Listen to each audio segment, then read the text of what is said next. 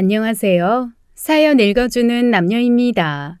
오늘도 와주셔서 감사드리며 그럼 오늘의 사연 바로 소개해드리겠습니다. 안녕하세요. 올해 32살이 된 여자입니다. 지금은 경기도의 한 대도시에서 2층짜리 큰 한정식 집을 운영하고 있어요.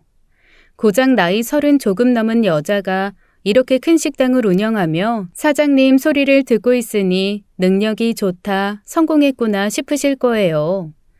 사실 제가 이렇게 식당을 차리고 키운 건 아닙니다. 이 식당은 친정엄마와 오빠 부부가 피땀 흘려 키워둔 식당이었어요. 그리고 그 식당을 제가 물려받은 거죠. 유산으로요. 엄마하고 오빠, 새언니는 2년 전 사고로 세상을 떠났어요. 지금도 식당 일을 하고 있다가 주방에서 인기척이 나면 저도 모르게 엄마야? 라는 말이 목구멍까지 올라올 때가 있습니다. 그만큼 믿을 수 없고 허망한 일이었죠. 아빠는 제가 태어나고 5살 때 집을 떠났습니다. 집안에 감당할 수 없는 빚이 생기자 새 출발을 한다며 떠났다고 제가 고등학교에 올라가던 날 오빠가 이야기해줬죠. 아빠가 떠난 당시 저는 어렸지만 오빠는 15살이었거든요. 그래서 저는 아빠 기억이 사실 얼마 없습니다. 아주 흐릿한 기억 속에 낯선 남자의 모습으로 남아있어요. 아빠가 집을 나가고 엄마는 공장을 다니시다가 작은 식당을 열었어요. 그 식당을 운영하며 오빠와 저, 우리 남매를 키우셨죠. 아빠가 집을 나갈 때 한창 사춘기였던 오빠는 엄마 속을 무척이나 썩였어요. 그래서 나중에 정신 차려 대학도 한 번에 합격하고 착하고 현명한 새언니도 데리고 와서는 엄마가 매일 웃을 수 있게 해줬었습니다. 오빠와 새언니는 어느 날 엄마를 찾아와서는 식당을 같이 운영하며 키우고 싶다고 말을 했어요. 새언니가 호텔 조리학과를 나왔고 오빠가 경영학을 배웠기에 엄마의 작은 식당을 함께 키우고 싶었나 봐요. 그렇게 오빠 부부와 엄마는 함께 식당을 운영했고 엄마가 혼자 일을 할 때보다 훨씬 더 장사가 잘 되었어요. 엄마는 가게 옆에 있는 다른 가게에 새를 추가로 얻어 공간을 키우더니 나중에는 그 옆 상가를 사서 더 크게 가게를 열었죠. 급기야 제가 대학 졸업하고 사회에 첫 발을 내딜 즈음엔 규모가 큰 2층짜리 건물을 매입해서 큰 한정식 집으로 가게를 열었어요. 경영을 배운 오빠와 호텔 조리학을 배운 새언니, 그리고 평생 식당을 하며 노하우를 쌓은 엄마의 힘이었습니다. 그렇게 3년 정신없이 운영하더라고요. 그리고 가게가 자리를 잡자 엄마는 걱정을 하셨어요. 오빠 부부가 일에만 온 신경을 쏟으니 아이를 못 갖는다고요. 당시 오빠 부부는 나이가 40이었어요. 결혼한 지도 10년 차가 되는 부부였죠. 그런데 신혼 초 새언니가 한번 유산을 한 것 말고는 임신 소식이 전혀 없었습니다. 새언니는 이 점을 언제나 엄마에게 죄송해했지만 엄마는 속상한 티를 내지 않았어요. 오빠 부부에게 부담을 줄까 봐요. 그런데 결혼 10년 차에 오빠와 새언니 나이도 40에 접어드니 심적으로 부담이 많이 크셨었나 봐요. 그래서 이제 식당 일을 좀 쉬면서 하자고 하고는 기분 전환을 위해 여행을 계획했습니다. 마침 그 해가 친정엄마 환갑이었거든요. 그래서 환갑쯤 맞춰서 온 가족이 여행을 가기로 했어요. 그때 제가 딱 30이었어요. 대학 졸업 후 취직한 직장 3년 차, 막 대리를 달았을 때였죠. 그리고 만나던 남자친구와 결혼 이야기가 오고 가던 시기였어요. 처음에는 하와이로 이야기가 오고 가던 여행지가 나중에는 제주도로 바뀌었어요. 아무래도 직원들에게 식당을 맡겨두긴 했지만 불안했던 엄마와 오빠 부부는 국내 여행을 하기로 결정을 한 것이었죠.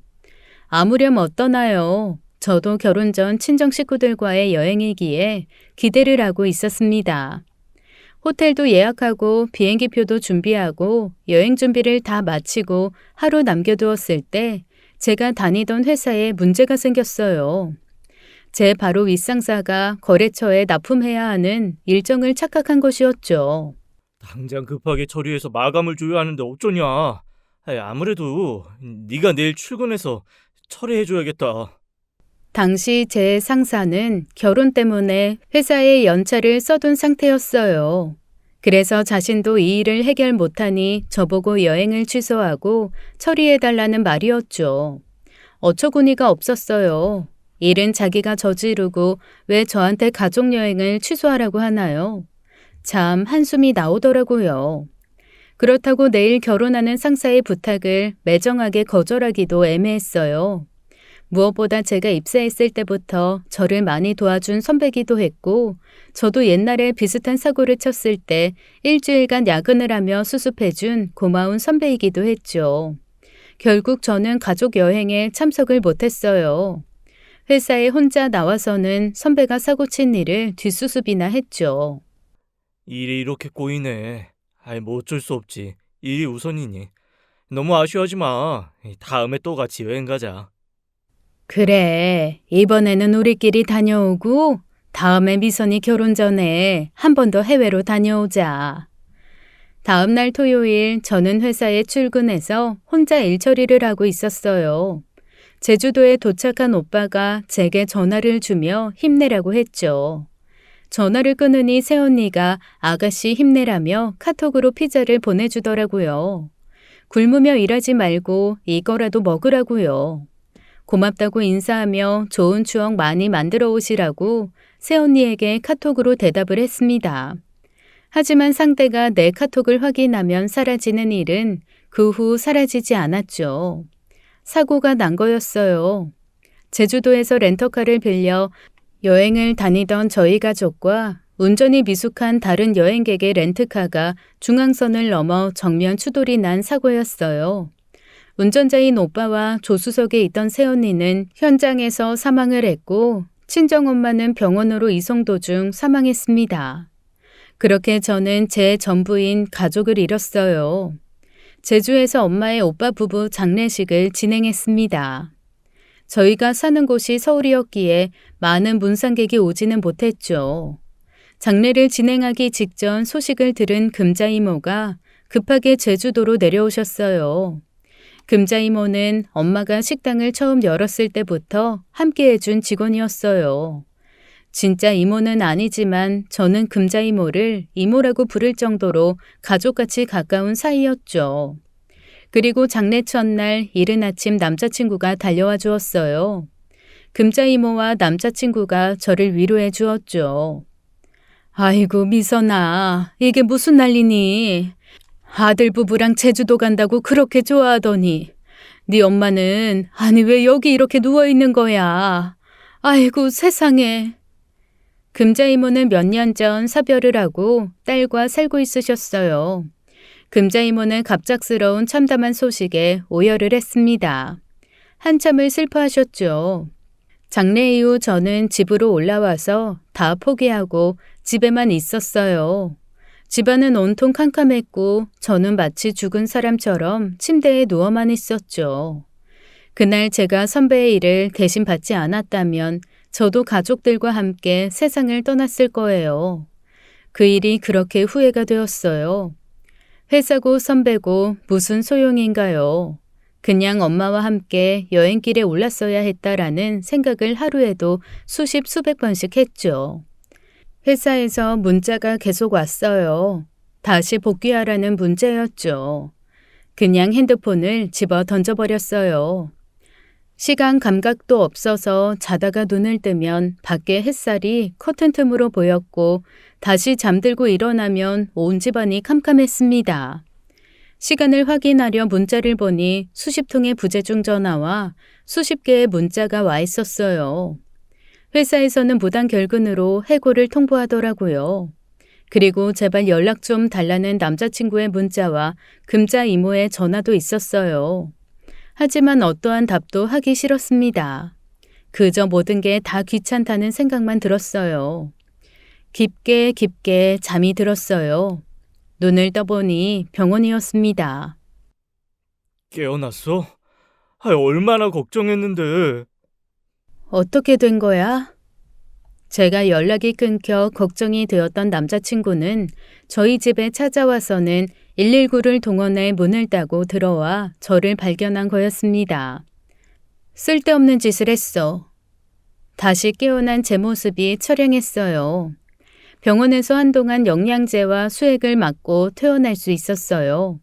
정신과 상담을 예약해 줄 테니 다시 오라는 말과 함께요. 퇴원할 즈음 남자친구와 금자이모가 병원으로 저를 데리러 왔습니다. 밥이라도 먹이고 싶다며 엄마네 식당에 들리자고 했어요. 하지만 저는 가기 싫었습니다. 그곳에 가면 엄마의 흔적이 너무 많이 보일 테니까요. 결국 금자이모의 고집 때문에 가게 되었어요. 금자이모는 저희 가게 메인 요리 갈비찜을 제게 내주었습니다. 먹어. 하도 안 먹어서 실려간 거라며. 엄마 따라갈 작정인 거야? 그런 거 아니면 먹어. 제가 숟가락도 들지 않자 금자이모가 어서 먹으라고 재촉했어요. 이 가게 다른 메뉴들은 네 오빠 부부가 만든 거지만 이 갈비찜은 너희 엄마가 가게 처음 낼 때부터 지금까지 해온 음식이야. 그때부터 지금까지 맛도 똑같고. 그러니까 이제 먹어. 앞으로 네가 이 가게 물려받아 이어가야지. 금자이모는 엄마와 오빠 부부의 유산인 이 가게를 제가 이어가라고 했어요. 어서 정신 차리고 소중한 이 유산을 지켜가라고 했죠. 이모가 차려준 음식을 한 입 입에 물고 그 자리에서 오열했어요. 금자이모가 저를 감싸 안아주며 위로를 해주었죠. 그렇게 제가 젊은 나이에 이 큰 가게 사장이 된 거였습니다. 금자이모는 하나부터 10까지 가게 일을 제게 알려주셨어요. 제가 잘 알지 못하는 부분은 금자이모가 모두 맡아서 처리해 주셨죠. 정말 든든했어요. 그리고 남자친구는 금자이모가 채워주지 못하는 부분을 채워주었습니다. 제가 다시 쓰러지지 않도록 옆에 붙어서 저를 지켜주었어요. 그리고 저희는 다음 해에 결혼을 하게 되었습니다. 원래 결혼 이야기가 오고 가고 있었고 상견례 준비도 하고 있었어요. 다만 그 전에 엄마가 허망하게 떠나버리신 거였죠. 그래서 저희 결혼도 1년 미루어졌어요. 하지만 남자친구는 이제 더 이상 기다릴 수 없다며 결혼을 하자고 했죠. 아무래도 저를 계속 혼자 두는 것이 불안했나 봐요. 그렇게 남편과 결혼을 하고 부부가 되었어요. 제 가족이 한 명 생겼죠.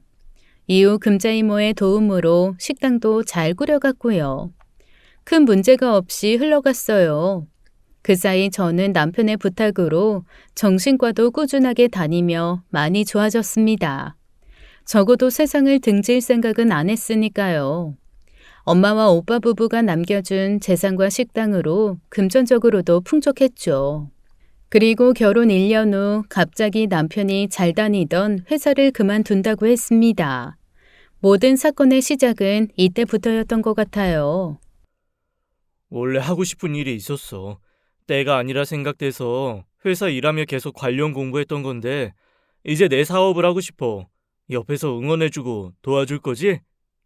순간 불안했어요. 갑자기 잘 다니던 회사를 그만두고 사업을 한다? 시댁은 못 사는 편에 속하는 집이었습니다. 남편의 사업을 자금적으로 도와줄 형편은 아니었어요. 그런데 갑자기 사업이라니. 무슨 돈이 있어서 사업을 한다는 건지 의문이었어요. 저는 이런 고민을 금자이모에게 털어놓았죠. 평소에도 자잘한 고민과 가게 일을 하며 금자이모에게 시시콜콜 말하는 저였어요. 그만큼 금자이모를 엄마처럼 따르는 시기이기도 했고 현명한 금자이모는 그때마다 현명한 답을 제게 내어주기도 했습니다.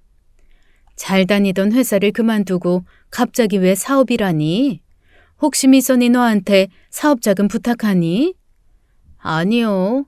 꼭 집어서 사업 자금을 부탁하는 건 아니지만 남편이 돈 나올 구석이 없는 거라는데 갑자기 사업을 한다고 하니까 당황스러워요.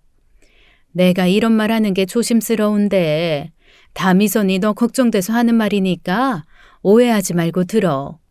내 먼 친척 중에 그런 사람이 있었어. 조카가 엄마한테 받은 땅이 있었는데 거기 땅이 개발되면서 지가가 확 뛴 거야. 처음에는 좋았지. 그런데 돈이 생기니까 조카 사위가 갑자기 일을 그만두더라고. 어머, 그래서요? 갑자기 사업한다고 해서 땅 판 돈으로 조카가 투자해줬는데 이놈이 사업하다가 말아먹고 나중에는 바람나서 결국엔 이혼을 했지. 제 남편이 그럴 거라 생각하지는 않았습니다. 오랫동안 봐온 남자이고 제가 힘들 때 제 옆을 지켜준 사람이었어요. 하지만 사업에 대한 부분은 저도 금자이모처럼 부정적이었습니다. 경험 풍부한 사람들도 사업하다가 빚지고 망하는 일이 다반사인데 평생 한 회사만 다니던 제 남편이 갑자기 무슨 사업을 할까 싶었죠. 에그, 내가 쓸데없는 말을 했네. 노서방이 그럴 사람이니 어디? 그렇기는 하지만 사업은 이모 말처럼 아닌 것 같아요. 고마워요, 금자이모. 제가 남편 설득해 볼게요. 그리고 저는 남편에게 사업은 아직 시기상조라고 설득했어요. 제가 돈을 못 버는 것도 아니기에 현실에 만족하자고 했죠. 그런 제 의견에 남편은 실망한 표정을 지었어요. 표정을 숨기지 못하더라고요. 그 뒤로 남편이 사업 이야기를 또 꺼내지는 않았습니다. 그런데 더 큰 사건이 꼬리를 물고 찾아왔어요. 어느 날 식당에 한 남자가 찾아왔습니다. 처음에는 당연히 손님이라 생각했어요. 그래서 식당 직원이 자리를 안내해 주었죠.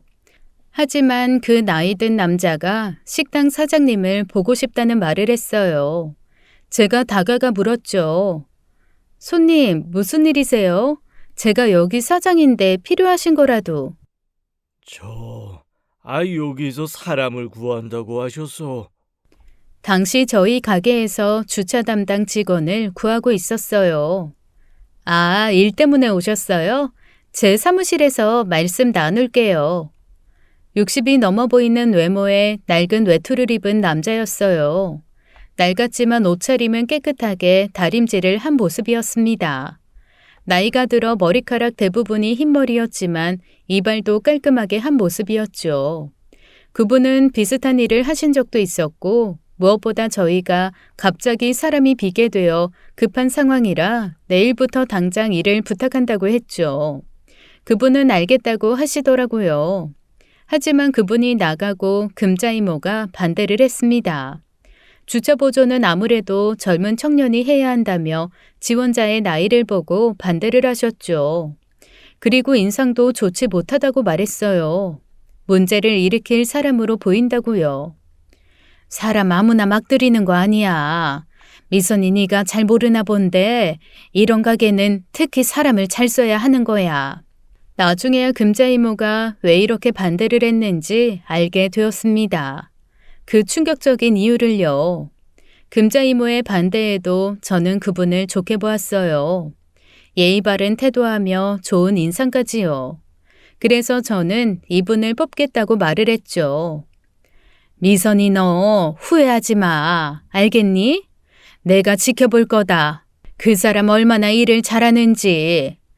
조금만 수상하다 싶으면 바로 해고할 거다. 하지만 금자이모의 우려와는 다르게 아저씨는 일을 참 잘하셨어요. 성실하시기도 했고요.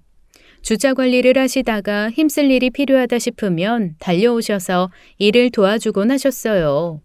본인이 하지 않아도 되는 가게 주변 청소도 하셨고요. 그래서 저는 시간이 지날수록 그 아저씨가 마음에 들었죠. 하지만 금자이모는 그날 이후에도 하나하나 불만을 표현하셨어요. 나중에 온 차를 여기에 옮겨두시면 어떡해요? 앞 손님이 차를 뺄 때 불편하게. 어머, 비울 것 같은데 손님 차를 여기에 두면 식사 마친 손님은 비 맞고 차에 가라는 거예요? 손님 차 키가 저한테 있으니 식사 끝나고 나오실 때 제가 가게 앞으로 옮겨드리면 됩니다. 제가 볼 때 오히려 아저씨가 손님 입장을 생각하며 일을 잘하고 있으셨는데 금자이모는 꼬투리를 잡으며 한마디씩 했어요. 나중에는 억지를 피우다시피 했죠. 그러던 어느 날이었어요. 서빙을 하던 직원 하나가 식사 끝난 그릇을 치우고 들고 오다가 그만 홀에 그 그릇들을 떨어뜨려서 쏟아낸 적이 있었어요. 저와 다른 직원들이 급하게 달려가서는 손님들께 사과를 하고 그릇을 치웠습니다. 그분도 저희 가게에서 오래 일을 하시는 아주머니셨어요. 단순히 그렇게 끝날 일이었죠. 하지만 금자 이모에게는 그 일이 문제가 되었습니다. 그런 일 하나하나가 우리 가게의 이미지를 만드는 거예요. 조용히 식사하다가 놀란 손님들이 다시 우리 가게 오고 싶겠어요? 미안해요. 제가 며칠 전 인대염증이 생겨서 그만 손에 힘이 빠졌나 보네요. 아니, 그러면 일을 못할 상황 아니에요? 그걸 숨기고 일을 다닌단 말이에요? 불같이 화를 내던 금자 이모는 그 직원을 해고하겠다고 했어요. 그 말에 다른 직원들은 어처구니 없다는 반응이었죠. 금자 이모도 다른 직원들과 동등한 위치의 직원일 뿐이었는데 저렇게 말을 하니 다들 기가 차다는 표정이었죠. 그 직원이 실수를 한 건 맞지만 우리 가게에 오래 일을 해주신 분이기도 하고 그리고 해고를 할 만한 사항은 아니지 않아요? 그리고 서산 이모님 남편이 아프셔서 지금 벌이가 없으면 힘드실 텐데. 미선이는 그게 문제야. 정에 약하다는 거. 여기는 엄연히 직장이야. 직원들 처지 하나하나 살펴줄 이유가 사장에겐 없어. 결국 금자 이모의 주장에 실수한 직원을 내보내고 말았습니다. 홀에서의 실수뿐 아니라 최근 일하는 게 너무 실수가 많고 일도 제대로 하지 않는다는 금자 이모의 주장 때문이었어요. 그 일이 있고 얼마 안 지나서 또 다른 일이 생겼어요. 다름 아닌 오랫동안 저희 가게에 야채와 고기를 대주던 업체를 갑자기 바꾸겠다는 말을 하더라고요. 제가 식당 운영을 맡으며 한 번도 문제가 생긴 적이 없는 거래처였어요. 늘 좋은 가격에 질 좋은 식자재를 납품 주던 곳이었죠. 사장님도 좋으셔서 약속을 칼같이 지켜주시던 곳이었어요. 그런데 갑자기 그 업체와 거래를 끊고 다른 곳으로 바꾸자는 말에 당황했죠. 이건 내 의견이 아니라 미선이 어머니가 돌아가시기 직전에 하셨던 이야기야. 이렇게 한 번씩 거래처를 물갈이하듯 바꿔야만 물건질이 좋다는 거지. 한 곳에 오래 거래하면 그곳에서 우리를 잡아둔 물고기라 생각하고 물건질이 안 좋은 걸로 보낸단 말이야. 찜찜했어요. 기존 거래처도 저는 충분히 좋다고 생각했거든요. 그리고 무엇보다 거래는 신용 아닌가요? 그런데 금자 이모가 말하는 엄마의 가게 운영 방식은 그 신용을 스스로 저버리는 행동이었어요. 도저히 엄마의 운영 방식이라고는 믿기 어려웠죠. 하지만 어쩌나요? 엄마가 돌아가시기 전에 신신당부한 사항이라는 금자 이모의 말에 그렇게 처리를 할 수밖에 없었죠. 이후 직원들의 불만이 하나씩 들려오기 시작했어요. 다름 아닌 금자 이모에 대한 불만이었죠. 식당 뒤편에서 직원들이 모여 이야기 나누는 것을 우연히 들었습니다. 지가 사장이야? 해도 너무하네. 이제는 자기 일도 우리한테 다 떠넘기면서 우릴 부리기만 하네. 어쩌겠어. 작은 사장님이 금자 씨한테 꽉 잡혀 있는데 아주 잘 구워 삶았지 뭐. 말 조심해요. 그러다 저번에 서산댁처럼 잘릴라. 서산댁이 금자 씨한테 대들다가 꼬투리 잡혀서 잘린 거잖아. 일할 곳이 여기뿐이야? 더러우면 그냥 때려치우는 거지. 더 이 모양 이 꼴이면 내가 먼저 사표 낼 거야. 충격이었어요. 금자 이모가 주방에서 저렇게 하고 있다는 사실이요. 저희 엄마가 언제나 칭찬을 하던 이모였어요. 저희 가족 모임에도 자주 찾아주시고 평소 엄마와 만나 식사도 자주 하던 분이셨죠. 엄마가 돌아가셨을 때 그 누구보다 저를 곁에서 지켜주고 위로해 주신 분이기도 하고요. 그래서 제가 의지를 하며 지냈던 것도 사실이었습니다. 하지만 직원들 말을 들으니 제 머릿속이 복잡해지기 시작했죠. 그리고 그 다음 주에 사건이 터졌습니다. 주차 관리를 하는 아저씨에게 금자 이모가 화를 내고 있는 모습을 보았어요. 손님 중 한 분이 차를 옮기다가 다른 손님 차를 살짝 긁었다는 것이었어요. 대체 이게 말이나 되는 이야기입니까? 이런 일 생기지 말라고 우리가 당신 월급 주는 건데 이럴 거면 뭐하러 아저씨를 쓰냐고요? 죄송합니다. 저한테 2층으로 고기들 옮겨두라고 하셨잖아요. 그래서 제가 잠깐 자리를 비운 사이에. 변명하지 마시고 당장 그만두세요. 해고입니다. 그리고 저 손님 차 수리비는 아저씨 월급에서 제하고 드릴 테니까 그리 하세요. 아저씨는 연신 죄송하다고 고개를 숙였어요. 하지만 금자 이모는 아저씨에게 해고니 당장 가게에서 나가라고 소리를 치더라고요. 저도 더 이상 저렇게 행동하는 이모를 두고 볼 수 없었어요. 저와 이야기를 좀 하자고 하고는 제 사무실로 불렀죠. 그 사이 아저씨는 짐을 챙기고는 사라져버렸습니다. 제가 붙잡고 말리고 할 사이도 없었어요. 이모님, 제가 직원들 해고하시는 거 저한테 맡겨달라고 했죠? 저렇게 한번 실수했다고 잘라버리면 누가 저희 식당에서 일을 하겠어요. 저희 식당? 미선이 너 참말 서운하게 한다.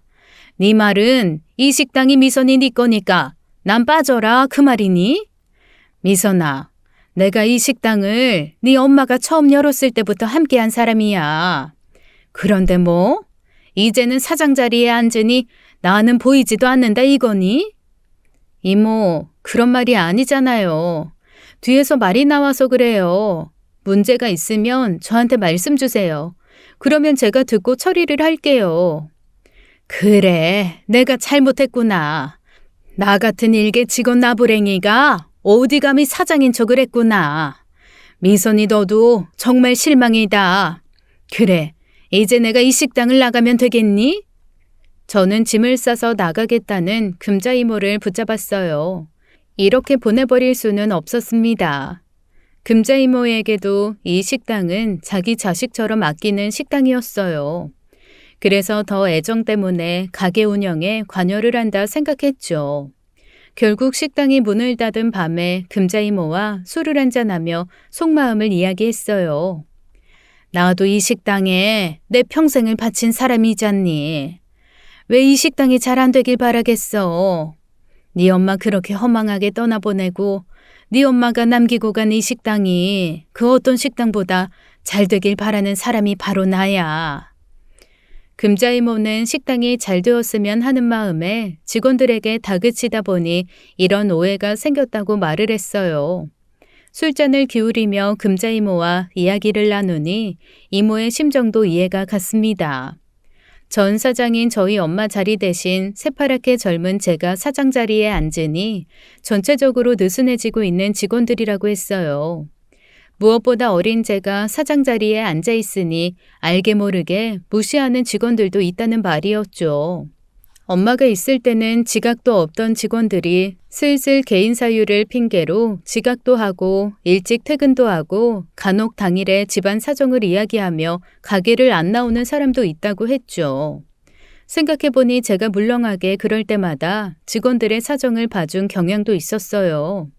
아무래도 제가 경영을 해온 사람이 아니라 첫 직장에서 사원으로 일만 해온 사람이니 직원들의 시선으로 식당을 운영했던 것 같아요. 금자 이모는 제가 하는 행동이 사람은 좋아 보일지는 몰라도 사업을 하는 데는 망하는 지름길이라고 하더군요. 금자 이모가 무슨 뜻으로 지금까지 이런 행동을 했는지 알 수 있었죠. 그래서 앞으로도 이모에게 잘 부탁한다고 했어요. 제가 성숙한 사장이 될 수 있도록 많이 알려달라고 했죠. 금자 이모도 제게 사과를 했어요. 아무리 그래도 자신이 사장처럼 나서는 것은 선을 넘었다면서요. 앞으로 무슨 문제가 있다면 제게 말을 먼저 하고 제가 앞장서서 처리하는 방향으로 하자고 했죠. 그렇게 금자 이모와 술잔을 기울이며 화해를 했습니다.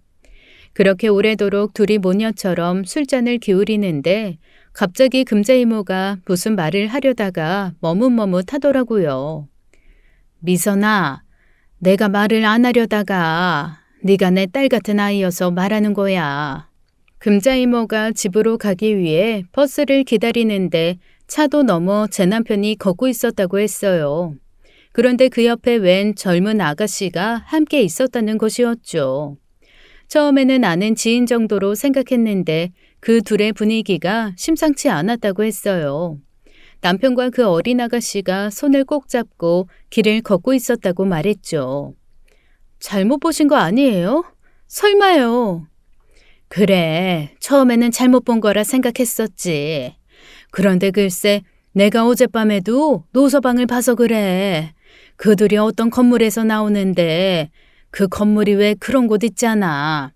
1층, 2층은 술집이고 꼭대기층은 싸구려 모텔이 있는. 내가 그 일을 생각하면 아직도 심장이 뛴다. 충격이었어요. 상상도 못한 일이었죠. 금자 이모는 제게 남편을 조심하라고 말했습니다. 그 누구도 믿지 말라는 말도 덧붙이면서요. 그리고 자신이 말했다고는 남편에게 말하지 말아달라고 부탁했어요. 저는 그러겠다고 했습니다. 중간에서 난처해질 금자 이모 입장을 충분히 이해했죠. 요즘 남편이 늦은 밤에 들어오는 일이 허다했어요. 무엇인가에 빠져 반쯤 정신을 놓고 있는 모습이었죠. 그저 사업을 하고 싶은데 제가 못하게 하니 그런가 했습니다. 바람이라고는 생각도 못했죠. 그날 밤 집에 가서 남편을 떠보았어요. 요즘 야근이 많아? 계속 늦네? 어? 그렇지. 내가 요즘 좀 일이 많네. 그래서 너무 피곤해. 나 일찍 누울게. 제 질문에 당황하며 서둘러 침대에 눕는 남편이었습니다. 수상쩍었어요. 유심히 남편을 살피기로 마음먹었죠. 다음날 남편이 또 야근을 해서 늦을 것 같다고 말을 하더군요. 저는 가게에서 음식을 포장해서 남편 회사로 찾아가기로 했어요. 진짜 야근을 한다면 회사에 있을 것이고 제게 거짓말을 하고 내연녀와 놀아나고 있다면 회사에 없을 일이었죠. 하지만 도시락을 싸들고 간 회사는 불이 모두 꺼져 있고 문이 잠겨 있었습니다. 모두 퇴근을 했다는 말이었죠. 남편이 거짓말을 한 것이었어요. 배신감에 분노했습니다. 남편은 그날 늦은 밤에 집에 돌아왔죠. 다음 날 남편 회사에 전화를 했어요. 남편을 믿었기에 마지막으로 확인을 해보고 싶어서요. 확인 결과는 절망적이었어요. 노희준 씨요? 아, 대리님이요? 2달 전에 퇴사하셨는데요? 남편은 매일 출근한다고 집을 나서던 사람이었어요. 그런데 회사의 확인 결과 남편은 이미 2달 전에 퇴사를 한 상태였습니다. 금자 이모의 우려가 맞았어요. 남편이 저를 배신할 거라고는 상상도 못했어요. 그날 저는 가게를 금자 이모에게 맡기고 집에만 있었어요. 이혼을 해야 할지 진지하게 고민을 했죠. 그리고 남편이 저녁에 퇴근을 했을 때 이야기했습니다. 어디 갔다 와? 어? 어디라니? 일하다가 왔지. 무슨 일? 자세히 말해봐. 왜 그래? 무슨 일 있어? 무슨 일이긴. 내가 늘 하던 일이지. 거짓말하지 마. 당신 회사 그만뒀잖아. 처음으로 남편에게 분노를 하며 화를 냈어요. 저를 속였다며 길길이 날뛰었죠. 그러자 남편이 사실을 말해주겠다며 제게 어디를 가자고 하더라고요. 도착한 곳은 집 앞 상가 5층에 있는 작디 작은 사무실이었습니다. 한 4평쯤 되는 것 같았죠. 맞아. 나 회사 그만뒀어. 미안해. 진작 말하지 못해서. 내가 늘 하고 싶은 일이 있다고 했잖아. 지금 그 일 하고 있어. 제가 사업의 사자도 꺼내지 못하게 막으니 남편이 저 몰래 회사를 그만두고 개인 사무실을 낸 거였어요. 큰 돈이 드는 사업이 아닌 작은 사무실을 하나 열고 외주를 받아 도면을 만드는 일이었죠. 평소 남편이 회사에서 해오던 일을 퇴사 후 독립해서 하는 거였습니다. 의뢰 들어온 내용들도 보여주는데 직장 생활할 때보다 5배 이상은 돈을 버는 것 같았어요. 실패해도 빚을 지거나 인생 망하는 사업을 한다는 건 아니었어. 평소 해오던 일 독립해서 내 사업으로 하는 거였지. 그런데 당신이 말을 꺼내게 무섭게 반대만 하니까 내가 스스로 일을 성공시키고 당신한테 말해주고 싶었어. 미안해. 속일 생각은 아니었어. 남편의 사업 관련 이야기는 이해가 되었어요. 제가 금자 이모의 말을 듣고 남편이 사업에 대해 설명을 하려고 하면 들으려고 하지도 않았거든요. 하지만 지금 중요한 건 그게 아니었습니다. 그래, 회사 그만둔 건 이 사무실 보고 이해했어. 근데 난 당신이랑 이혼할 거야. 어? 미안해. 회사 그만둔 거 숨겨서 그런 거야? 정말 미안해. 스스로 힘으로 성공하는 거 보여주고 싶어서 그만. 아니, 그 이유 때문이 아니야. 당신 바람났잖아. 제 말에 남편은 경악을 하며 놀라더라고요. 그러면서 그게 무슨 소리냐고 오히려 제게 되물었어요. 저는 남편에게 말했죠. 아는 지인이 길 가다가 당신이 어린 여자와 함께 걷고 모텔을 드나드는 걸 보았다는 이야기를 해주었습니다. 그러자 남편이 펄쩍 뛰더군요. 절대 그런 일 없다면서요. 남편은 회사까지 그만두며 자신의 일을 성공시키려 했기에 집에서 나오면 곧장 이 작은 사무실로 달려왔고 하루 종일 이 사무실에만 있었다는 것이었어요. 그동안 밥도 사무실에서 컵라면만 먹었다는 남편의 말이었어요. 저는 그래도 의심을 지우지 않고 남편에게 증거 있냐고 말했죠.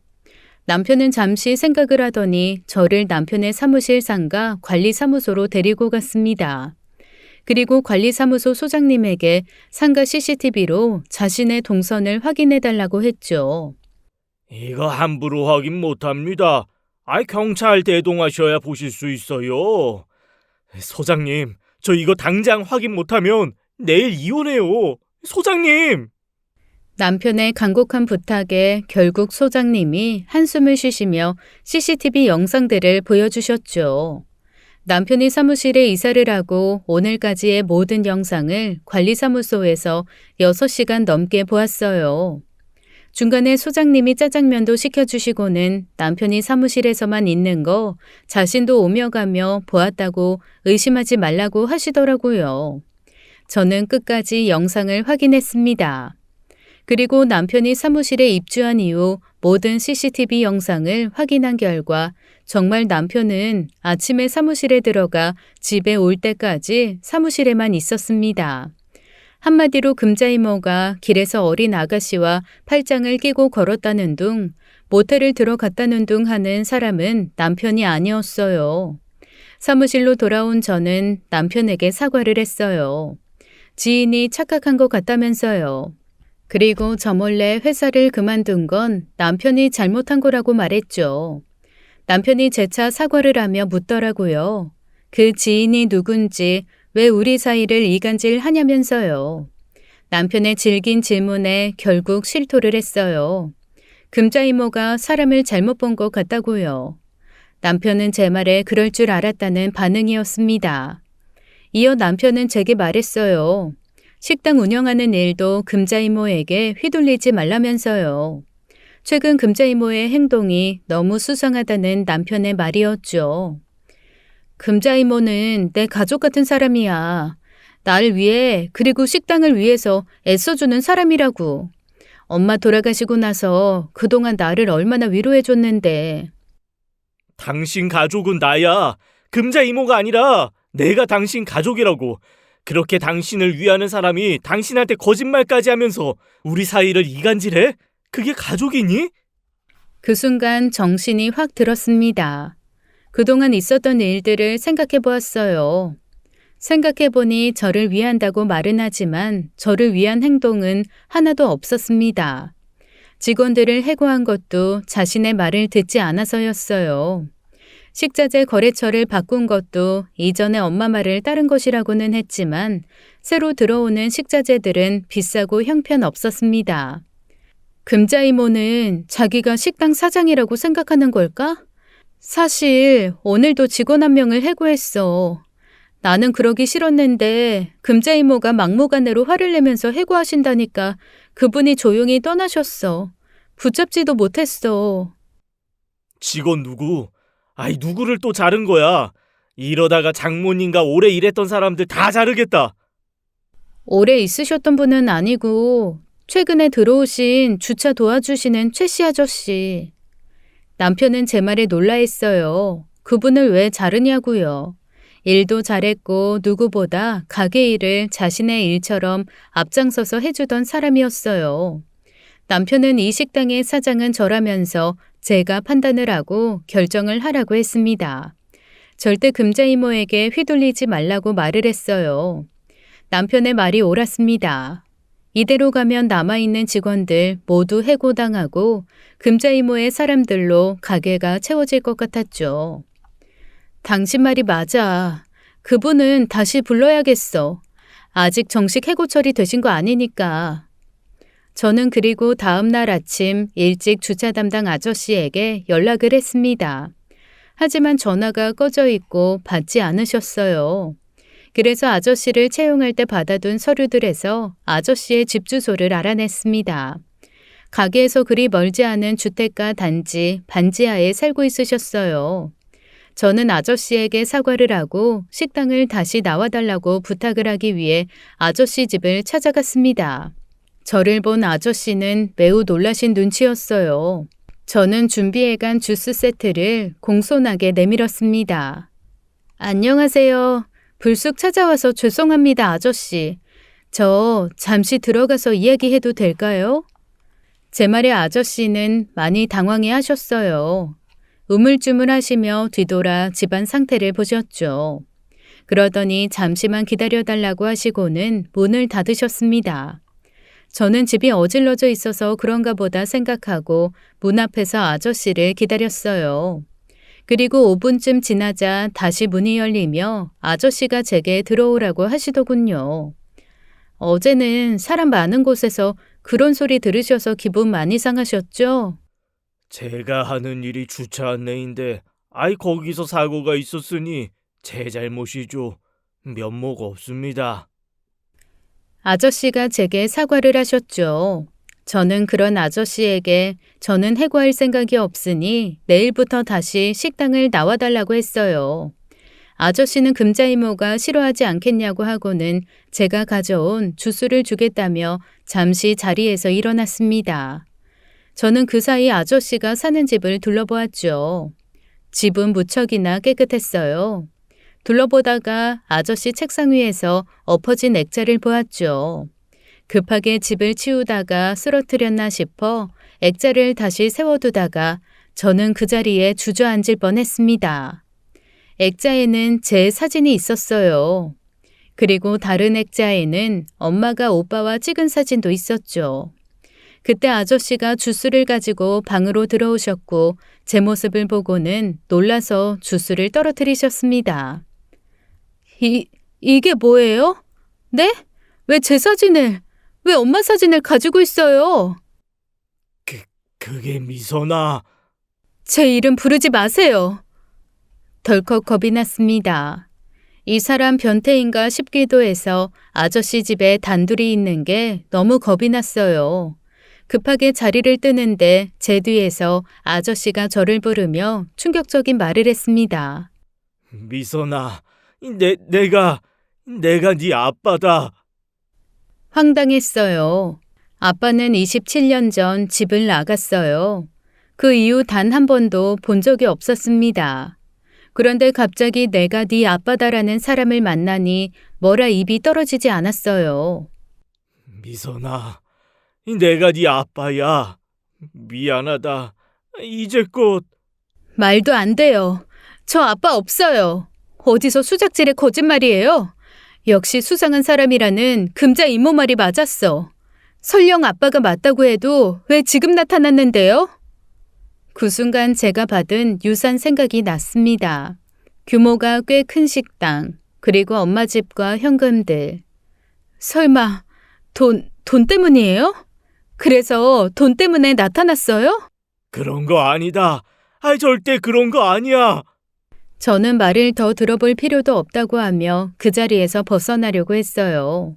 하지만 자신이 제 아버지라 주장하는 아저씨는 자기 말을 들어달라고 애원을 했습니다. 아버지의 이야기는 이랬어요. 27년 전 제가 5살 때의 일이었습니다. 오빠가 많이 아팠었다고 했어요. 태어날 때부터 심장 쪽에 이상이 있었나 봐요. 당시 아버지와 어머니는 못 사는 집은 아니었습니다. 하지만 끝없는 병원비에 집 재산은 모두 탕진했고 빚은 눈덩이처럼 불어난 것이었어요. 다행히 수술이 잘 되어 오빠의 심장은 치료가 되었지만 감당할 수 없는 빚 문제가 남았다고 했습니다. 옆집 형식 씨 말 들어보니까 배를 타면 큰 돈을 만질 수 있다고 하더라고. 몇 년만 좀 고생하면 빚은 어느 정도 해결될 것 같아. 어머니는 반대를 하셨다고 했어요. 평생 책상에 앉아 일을 하던 사무직 아버지였기에 배 타는 힘든 일은 어려울 것이라 여기신 거죠. 하지만 달리 방도가 없었습니다. 결국 아버지는 배를 타러 가셨고 남은 오빠와 저를 어머니께서 잘 돌보시기로 하셨던 거죠. 배를 타다 보니 이 생활비도 줄 수 있고 빚도 줄여 나갈 수 있었어. 5년 정도만 더 고생하면 새 출발할 수 있겠다 싶었지. 그러던 어느 날 아버지는 다시 배를 타러 가셨다고 합니다. 그런데 평소 도박으로 돈을 탕진하던 선장이 도박 빚에 힘들어하다가 나쁜 선택을 하고 만 거였어요. 물고기만 잡아야 하는 어선으로 밀항일을 하게 된 것이었죠.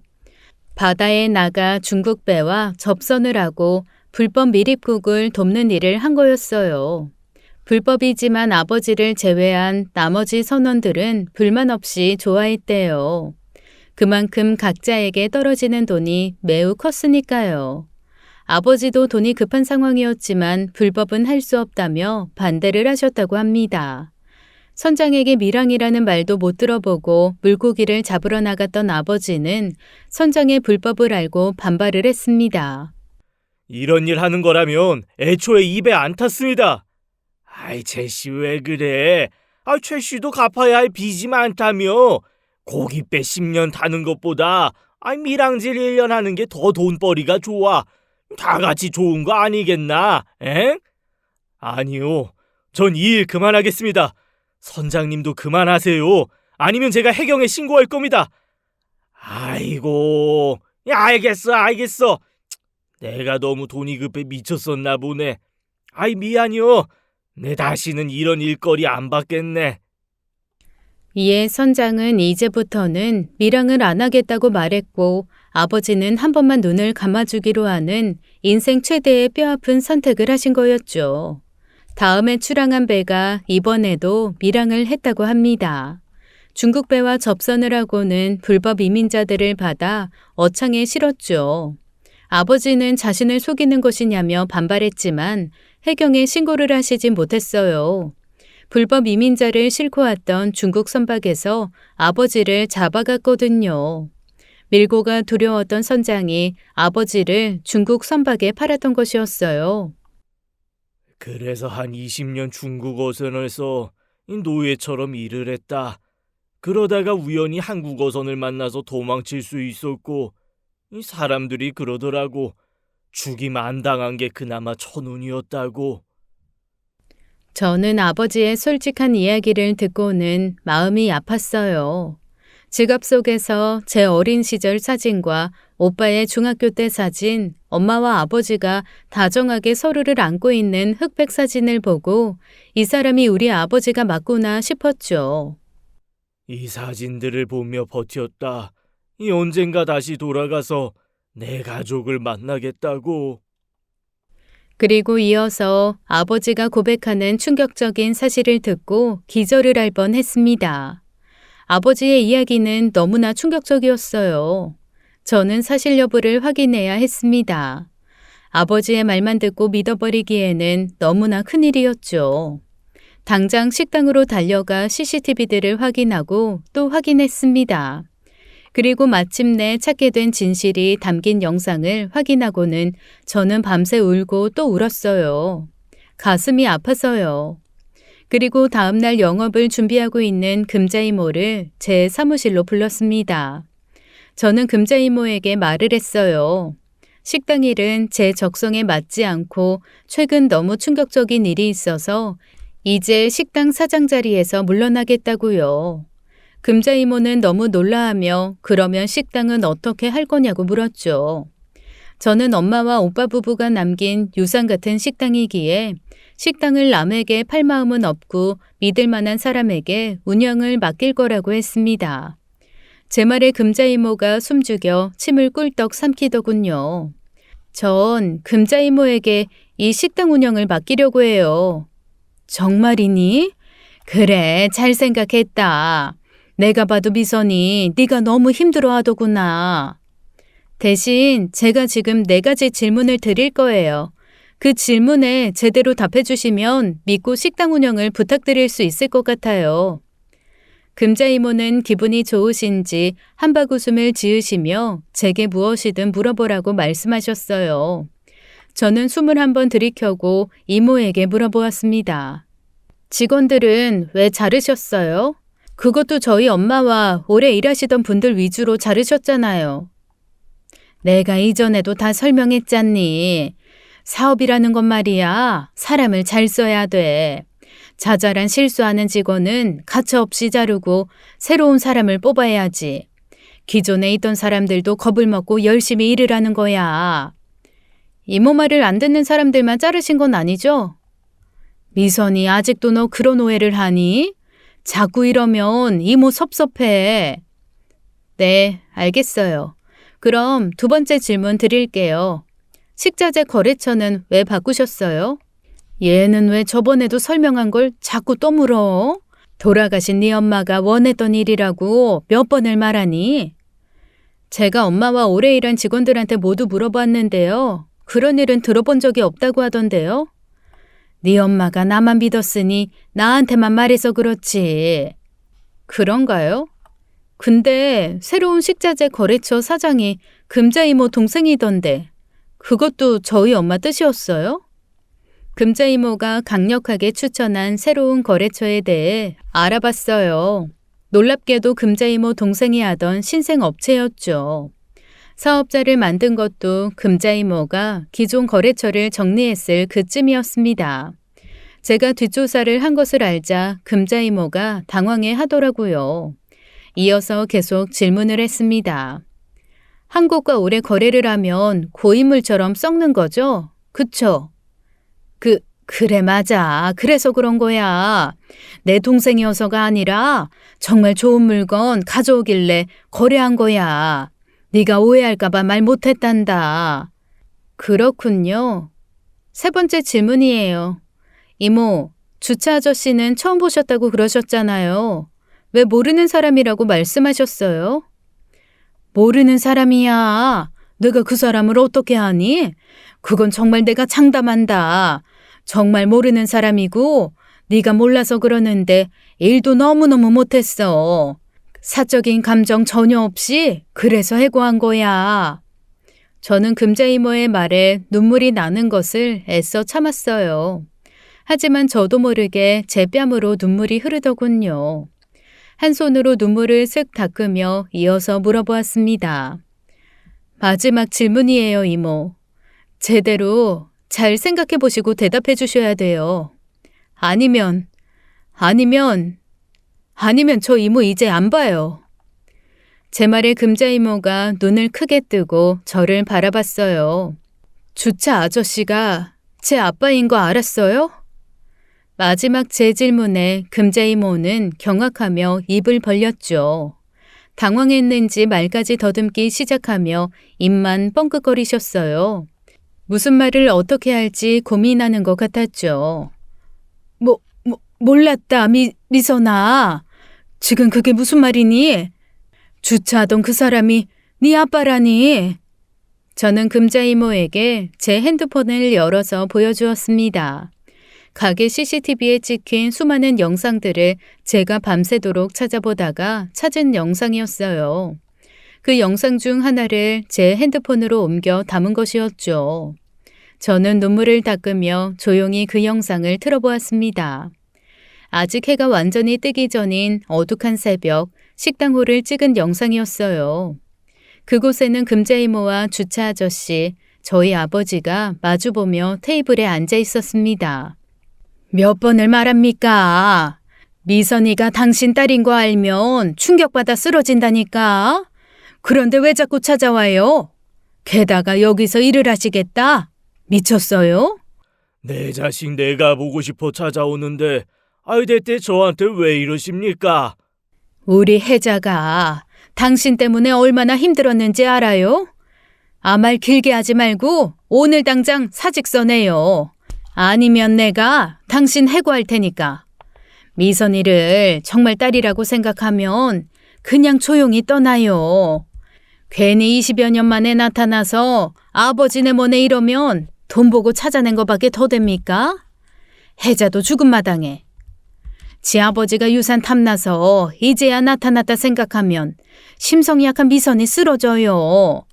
지 엄마 죽어서 몸도 약해졌는데 이번에 쓰러지면 죽는다고요.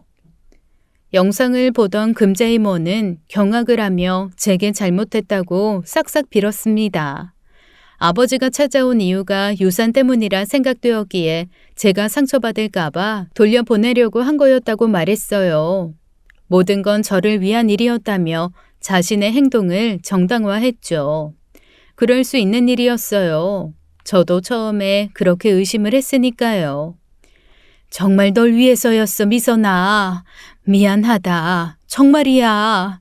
갑자기 내가 네 아빠네 하고 나타나서 유산 달라고 할까봐 내가 사전에 널 위해서 잘라낸 거야. 정말이야.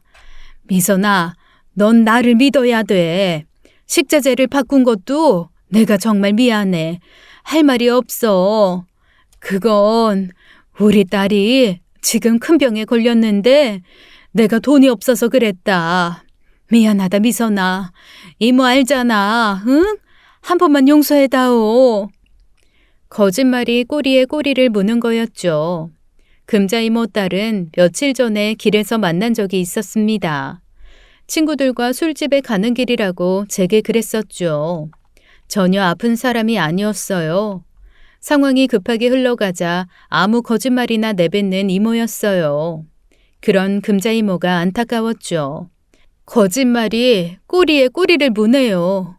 이모, 저희 아버지 엄마가 돌아가시기 전에도 이 식당 드나 드셨잖아요. 제가 아버지 집을 처음 찾아간 날이었어요. 아버지가 자신의 존재를 처음 제게 고백한 날이요. 저는 그날 많은 것을 아버지에게 물어보았습니다. 왜 이제 나타났는지가 정말 가장 궁금했어요. 중국에서 한국어선 타고 도망쳐 나온 게 최근이 아니었거든요. 너희를 찾다 찾을 수가 없어서 1년은 이곳저곳 돌아다니며 이 일 저 일을 했다. 그러다가 최근에 네 엄마를 찾은 거지. 아버지는 친정 식구가 제주도 여행을 가기 일주일 전에 저희 식당을 찾아왔었어요.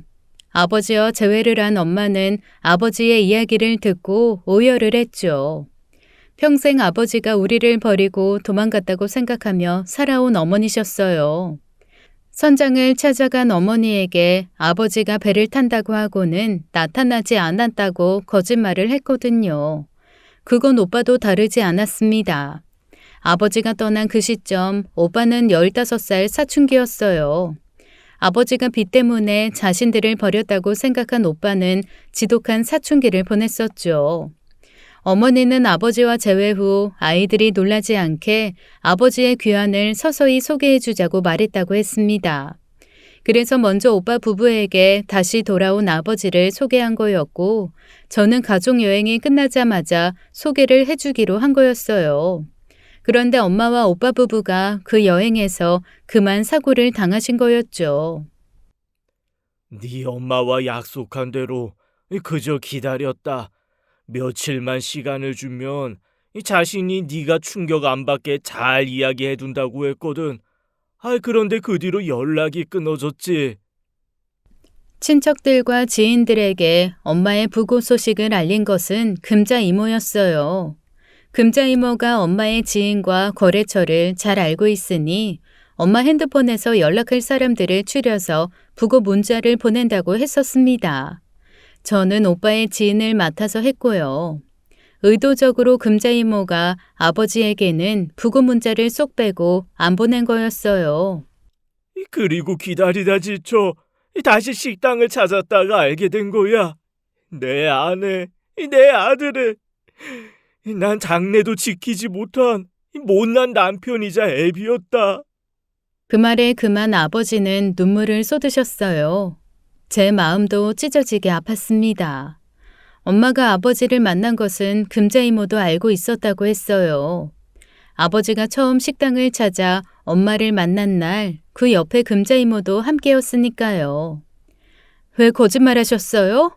대체 왜요? 이 가게 때문이었어요? 그래, 네 엄마가 죽기 전에 나한테 그랬어. 2호점 내고 싶은데 맡아줄 수 있냐고. 그런데 네 엄마가 죽어버렸는데 누가 2호점을 나한테 내주겠니? 나도 평생을 이 가게에 바친 사람이야. 그런데 네가 갑자기 사장이라고 나타나니 내가 안 불안하겠니? 금자 이모는 모든 것이 드러나자 결국 본 모습을 제게 드러내었죠. 제게 소리를 지르는 모습에 밖에서 대기하고 있던 남편이 급하게 들어와서는 금자 이모를 내보냈어요. 이모는 나가면서도 소리를 지르셨죠. 평생 이 가게에서 일했는데 내게 남은 게 뭐야? 대체 뭐냐고? 저는 이모를 말리며 내보내려는 남편에게 잠깐 멈춰달라고 했어요. 이모가 제게 거짓말을 하지 않았다면, 원래의 금자 이모 모습이었다면 저 진짜로 식당 이모한테 넘겼을 거예요. 그런데 이모는 너무 많이 잘못된 선택하셨어요. 왜 아버지가 엄마와 오빠 장래도 못 보게 하셨어요? 왜요? 저는 오늘부로 이모 해고할 거예요. 금자 이모는 그렇게 식당을 떠나셨어요. 마지막 제 말에는 결국 울음을 터뜨리시며 식당을 떠나셨죠. 저는 이후 금자 이모가 해고한 직원을 모두 찾아가 다시 식당으로 복귀시켰습니다. 식자재 업체도 이전에 엄마와 오래 거래한 업체로 다시 바꾸었죠. 그렇게 믿고 따르던 금자 이모의 배신으로 저는 다시 정신이 불안해져 정신과 치료를 받게 되었어요. 치료 과정으로 제 이야기를 하게 되었는데 의사 선생님께서 그러셨죠. 아마 환자분을 장악하고 싶으셨던 것 같네요. 정신적으로 완전히 장악하는 가스라이팅의 일종이었던 것 같습니다. 환자의 정신을 장악하면 식당이 자신의 것이 되는 거나 마찬가지였을 테니까요. 그 과정에서 환자분이 정신적으로 기댈 수 있는 상대를 하나씩 제거해 나가신 것 같아요. 가령 남편분이나 아버지 같은 분이요. 그런 분들이 없어야만 온전히 환자분이 자신에게 기댈 것이고 그래야만 자신 마음대로 환자분을 휘두를 수 있으니까요. 금자 이모가 떠나고 몇 달 뒤 정신과 의사 선생님에게서 금자 이모의 행동 이유를 들을 수 있었어요. 금자 이모는 엄마의 오랜 친구였고 제게는 엄마가 떠난 뒤 저를 지켜주셨던 사람이었습니다. 진심 가족이라 생각한 이모였죠. 그런 분이 욕심 하나로 이런 모습으로 끝이 났다는 게 너무나 안타까웠어요. 저는 지금 남편과 잘 살고 있습니다. 여전히 식당을 운영하며 바쁘게 살고 있고 남편은 시작한 사업이 잘 되어 직원도 한 명 두었습니다. 아버지는 여전히 식당 일을 도와주시며 저희 집 근처에서 살고 있으세요. 최근에는 제가 임신을 하여 어서 손주를 보고 싶다며 좋아하시고 있습니다. 이제는 정신과에 다니고 있지 않아요. 행복해하며 살고 있어요. 다만 지금의 행복을 엄마와 오빠가 함께 했으면 정말 좋았을 텐데 말이에요. 보고 싶어요. 지금까지 사연 읽어주는 남녀였습니다. 끝까지 시청해주신 여러분 감사드리며 저희는 다음 사연으로 돌아올게요. 감사합니다.